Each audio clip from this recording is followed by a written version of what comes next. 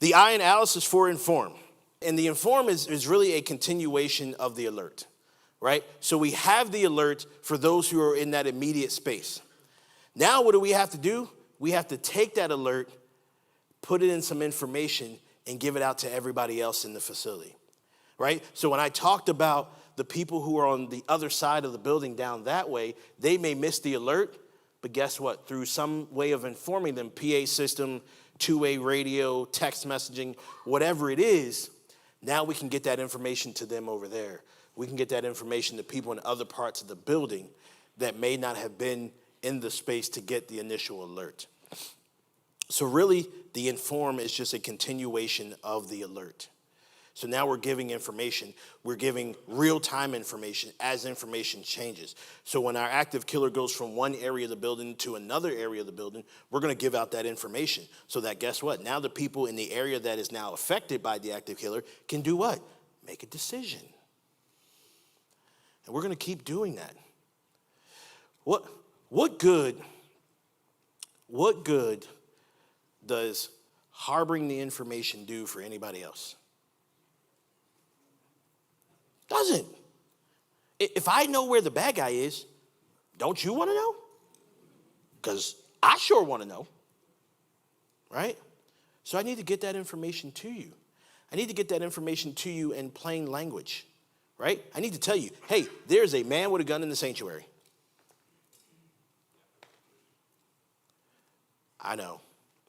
We don't want to offend people. We don't want people to panic. So let's use a nice, cool code word.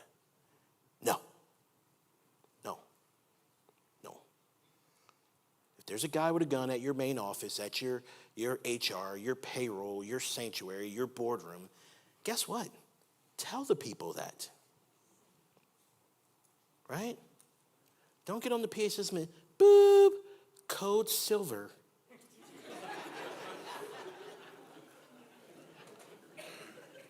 Because guess what? Here's what I learned over 2 years traveling the country dealing with different organizations. People in the organization don't even know the codes. Let alone the people who are not a part of the organization. So if I'm your vendor, if I'm your church member, and I hear, Mr. Snuffleupagus, please bring the purple pink folder to the main office, I don't know what that means. Other than somebody's got a really weird name. Code words were intended and designed to reduce panic, right? We didn't want people to just go crazy, and we wanted to try to control this event. Well, let's answer the question. If a guy with a gun shows up at your facility, who induced the panic? It wasn't you. It was a guy with a gun. So why don't we just say, hey, there's a guy with a gun here. Why are we so offended? We don't want to say gun. Shh, don't say that. It's a bad word. It's a weapon. No, it's a gun. Let's say that. Let's be very clear. Let's tell people where he is. Well, we don't want him to know we know. Really? He showed up to your facility. Ooh, I'm sorry. Showed up to your facility with a weapon. You don't think he knows he's there? You don't think he knows when you hear boop, code silver and ER? You don't think he realizes that's him? Come on, people. Can we just call a spade a spade? I mean, really?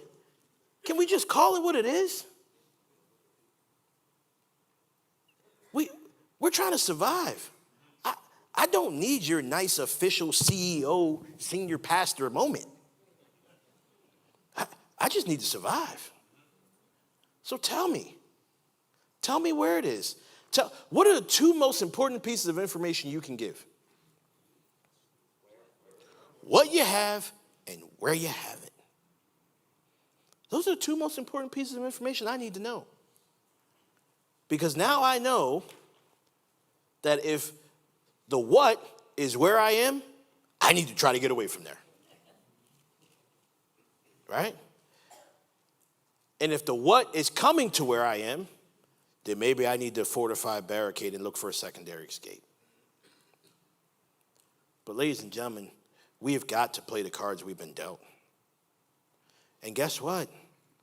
I know you know just like I know, sometimes the dealer deals you a bad hand. And guess what you got to do? Make the best.